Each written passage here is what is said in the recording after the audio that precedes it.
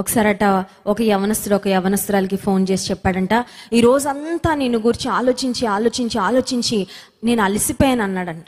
చూడండి, ఆడపిల్లలు కొన్నిసార్లు ఇలాంటి మాటలు, ఫ్లాటరీ, లేకపోతే నిన్ను గూర్చి ఆలోచిస్తున్నాను ఇలాంటి మాటలు చెప్పగానే బుట్టలో పడిపోతారు. చాలా ఈజీగా ఫ్లాటరీ, ఆ వర్డ్స్ వల్ల మోసగించబడుతూ ఉంటారు. అయితే ఈ అమ్మాయి తెలివైన అమ్మాయి అంట. ఈ అమ్మాయి అడిగిందంట, రోజంతా నన్ను గురించి ఆలోచించి నువ్వు అలసిపోతున్నావు అంటే ఆర్ యూ జాబ్లెస్ అని అడిగిందంట. నీకే ఉద్యోగం లేదా, పని పాట ఏం లేదా, రోజంతా నా గురించి ఆలోచిస్తున్నావా అని అడిగిందంట. ఏం మాట్లాడలేదంట, సమాధానం ఇవ్వలేదు. అంటే ఆ అబ్బాయి చెప్పిన ఆ మాట ఏదో ఆ అమ్మాయిని కొంచెం ఇంప్రెస్ చేయాలని ఆ మాటలు వాడాడు. కానీ రాత్రికాల సమయంలో దేవుడు ఈ మాటలు మన కొరకు రాయించింది ఏదో మనల్ని ఇంప్రెస్ చేయడానికి కాదండి.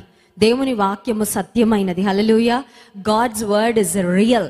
దేవుడు తన గ్రంథంలో వ్రాయించిన ప్రతి మాట సత్యవంతుడైన దేవుడు ఆయన యొక్క ఇన్స్పిరేషన్ ద్వారా, పరిశుద్ధాత్మ యొక్క నడిపింపు ద్వారా, భక్తుల ద్వారా పరిశుద్ధ గ్రంథాన్ని వ్రాయించారు. కనుక ప్రతి మాట యథార్థమైనది, ప్రతి మాట వాస్తవమైనది, ప్రతి మాట సత్యమైనది. దేవుడు ఒక మాట చెప్పారంటే ఆ మాట ఖచ్చితంగా ఆయన నెరవేరుస్తాడు. ఆ మాట ఖచ్చితంగా నిజం. We don't have to doubt about God's word. దేవుని వాక్యాన్ని గురించి, దేవుని మాటల్ని గురించి కొంచెం కూడా మనలో అనుమానం ఉండడానికి అవకాశం లేదు. దేవుడు మన గురించి తలంచుతున్నాడు.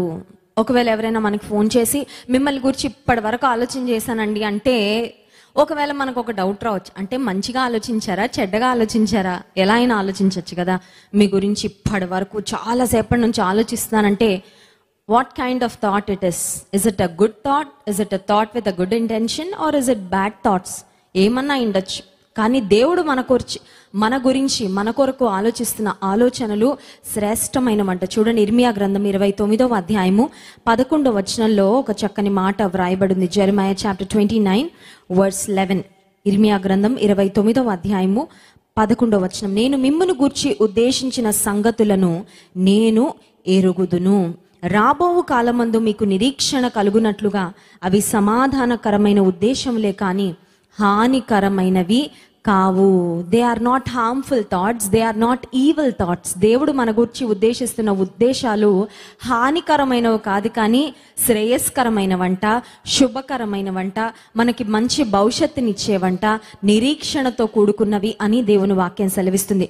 సో దేవుడు మన గురించి ప్రతి క్షణం ఆలోచిస్తున్నాడు. ఇప్పుడు కూడా, even right now at this moment, ఈ క్షణం కూడా దేవుడు మన గురించి ఆలోచిస్తున్నాడు. ఎలాంటి ఆలోచనలు ఆలోచిస్తున్నారంటే హానికరమైన ఆలోచనలు కాదు, మన భవిష్యత్తును నాశనం